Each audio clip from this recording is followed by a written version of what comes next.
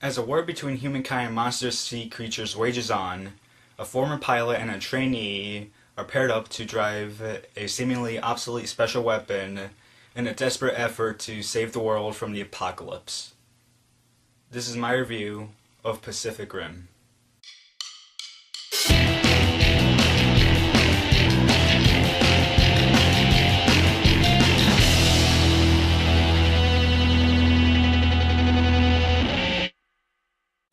So when I went to see Pacific Rim with my father, I knew that I wasn't going to be looking for a good time at the movies by listening to the story or to the character development.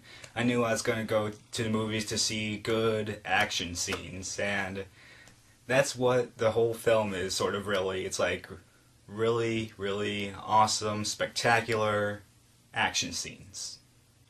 The good points.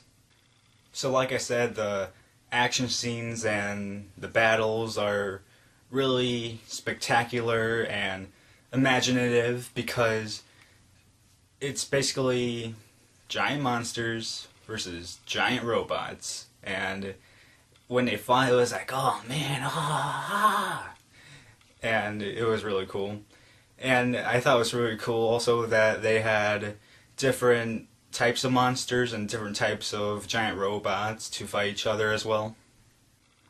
I was also surprised at how good the visual effects were to the movie because I knew there were going to be good visual effects by looking at the trailer of the movie, but it seemed like the scenes that they had in the trailer, like it seemed like the CGI wasn't that developed yet, or they didn't finish doing the CGI for that scene in the trailer. So when I went to the movie theater and when I saw it on the big screen, I was like, oh my god, this looks better than the trailer right now. It was really realistic, and it's sort of weird to say that, like, really realistic between giant monsters and giant robots fighting, but it's true, it was. Plus, I like the fact that at the beginning, the first 5 minutes of the film, like, it tells you the origin story in the first 5 minutes. They don't waste any time. They just state the facts about, like, what happened. Like, this happened, this happened, this happened, and this is where we are in just 5 minutes, and I thought that was cool.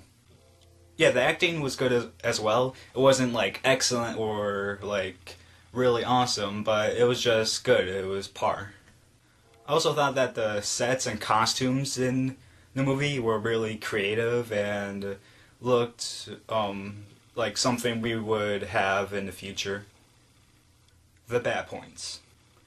Yeah, at moments the movie had comic relief, and I thought that some parts of the comic relief were good, but most of it was a bit stale to me. And it's mostly because of these two scientists, because, well, I'll get to it in the spoiler section. And I don't know if I'm confused or what right now, but I think when I heard one thing, I think I heard another thing at another point in the movie, because I thought I heard that some points were contradicting one another, but I needed to rewatch the movie to see.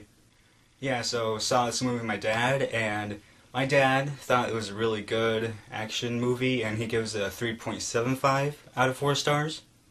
While I thought the same, that it was a really, really good action movie, and I give it the same score of 3.75 out of 4 stars. Alright, spoiler section. Just a small spoiler, but if you haven't seen Pacific Rim, then don't watch the spoilers, even though it's a small spoiler. Just don't. Yeah, so like I said in the bad points, I thought that the comic relief was bad because of the two scientists. One is played by the guy who was in The Dark Knight Rises, and another was played by an actor that was in It's Always Sunny in Philadelphia. And I thought they had a little bit of good chemistry, but they were just talking so fast that I was like, wait, what are you saying? And it's like, they talk really fast, and it's like the joke just passed in my head because I didn't know what they just said. And it's like, okay, that wasn't really good, but yeah, just a small complaint there. So, Pacific Rim, you should go see it. It's worth the money. Go see it, like, at matinee price or not at matinee price. It doesn't matter because you'll get your money's worth. And that's it.